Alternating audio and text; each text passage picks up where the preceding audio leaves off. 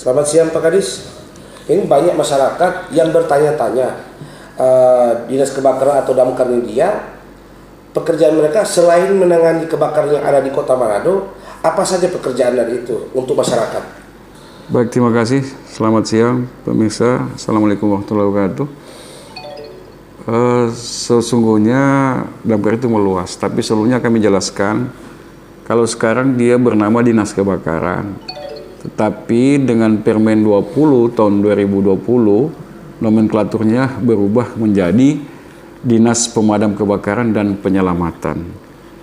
Kita sementara rintis dalam bentuk peraturan daerah untuk ditetapkan menjadi nomenklatur demikian, menjadi Dinas Pemadam Kebakaran dan Penyelamatan. Nah, di situ pun sudah kelihatan berarti ada tugas lain. Kita bukan sekedar pemadam saja, tetapi kita juga ada penyelamatan. Dan saat ini intensitas tingginya.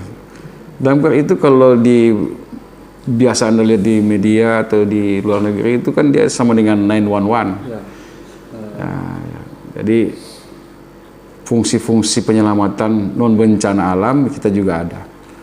Begitu kan pemadam kebakaran di sini kita juga bermaksud untuk menyelamatkan korban dari kebakaran. Ada evakuasi di situ. Dan penyelamatan yang selama ini masih baru kami layani antara lain kasus cincin yang tidak bisa keluar atau sudah mengecil di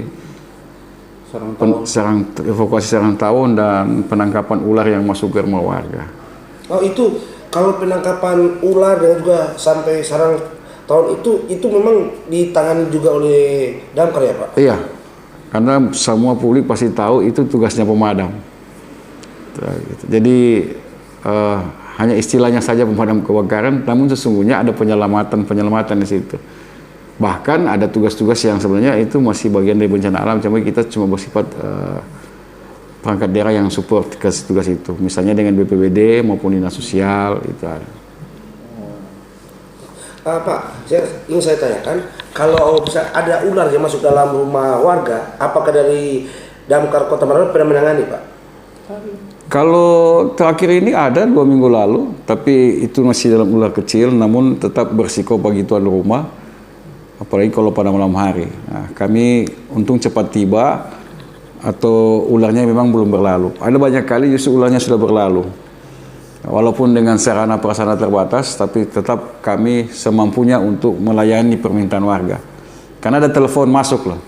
Di call center 112, itu kalau kegiatan non kebakaran di situ, nah kita diminta untuk melayani, ataupun kita yang langsung terima, kita langsung melayani. Sepanjang belum ada tugas yang lain untuk pemadaman. Tapi kalau itu yang ada, itu yang kita handle. Terus Pak, kalau misalnya kalau ular berbisa begitu Pak, kira-kira pakai alat pelindung, baju pelindung atau seperti apa Pak? Kalau saat ini peralatan kita minim. Peralatan kita ini minim. Yang ada baru keahlian saja, walaupun terbatas, dan keberanian. Pak, itu yang satu lagi yang Bapak sampaikan ini cukup menarik kepada masyarakat. Nah, bisa Bapak ceritakan tentang cincin yang itu sudah sesak di jari itu? Ini terus bisa Bapak ceritakan? Kalau dari bulan Mei sampai sekarang ini ada 2 kasus, dan alhamdulillah dua-duanya tertangani. Yang pertama juga seorang laki-laki, yang kedua ini seorang ibu ya, yang cukup dikenal di Kota Manado, di antara Anyong dan Noni Sulut. Itu kekecilan sudah, atau pas sudah nak mau keluar. Jadi anak-anak di sini sebenarnya kita sudah latih, termasuk panjat tebing, tentang sarang tawon, tangkap ular sudah kita latih. Yang kita jadi masalah sekarang ini untuk sarang tawon, evakuasi sarang tawon, kita alatnya masih dalam perjalanan. Ya sifatnya kita inisiatif saja, kita pesan saja di online, jadi belanja online. Yang penting kita ada dulu. Namun kalau hal ini sebatas kita bisa. Kalau tidak kita menggunakan online, dan paling tidak ada ketua-ketua lingkungan yang membantu peran kita di wilayah masing-masing. Selain 3 itu Pak, masih ada lagi atau memang yang paling banyak di masyarakat selain kebakaran ya Pak? Yang paling selain kebakaran yang paling banyak keluhan masyarakat yang berhubungan dengan damkar apa Pak? Kalau bicara tugas ya itu dulu baru ada tuh 3 itu, yang lain belum. Ya. Kami tetap memprioritaskan sama kepada semua pemohon sebatas yang kami bisa. Kalau yang lain ya cuma bentuk partisipasi, misalnya pengamanan acara atau pendinginan di lapangan atau di mana, itu biasa lah itu. Tetap kita layani sepanjang kita tidak dalam aksi memadamkan kebakaran. Ini yang jadi pertanyaan saya juga Pak, kenapa warga bisa lebih memilih berpikir kepada damkar untuk melepas cincin itu? Atau memang itu sudah memang ada aturan pelatihan dari damkar itu Pak, sehingga masyarakat minta tolong kepada Bapak?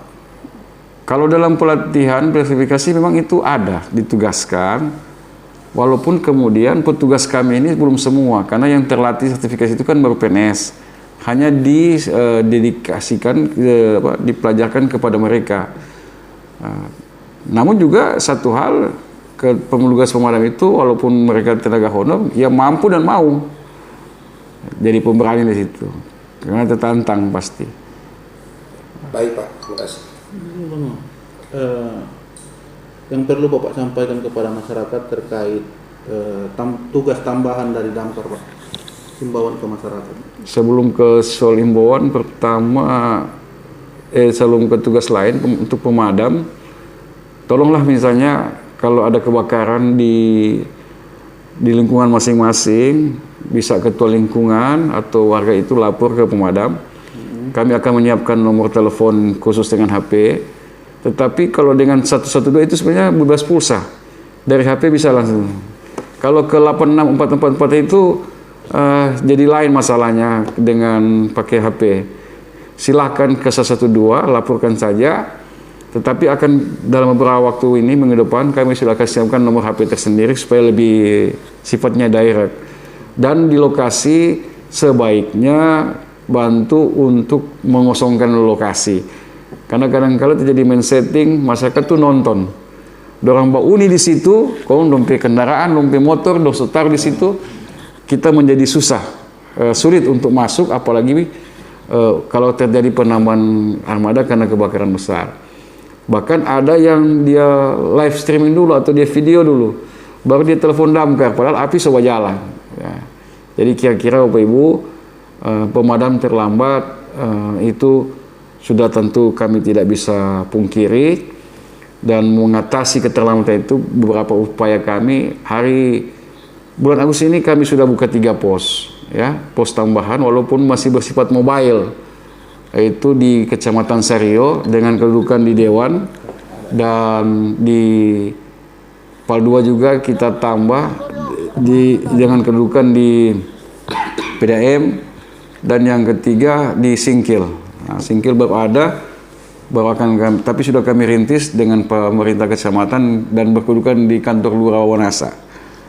Mereka itu baru aktif dari jam 8 pagi sampai jam 8 malam karena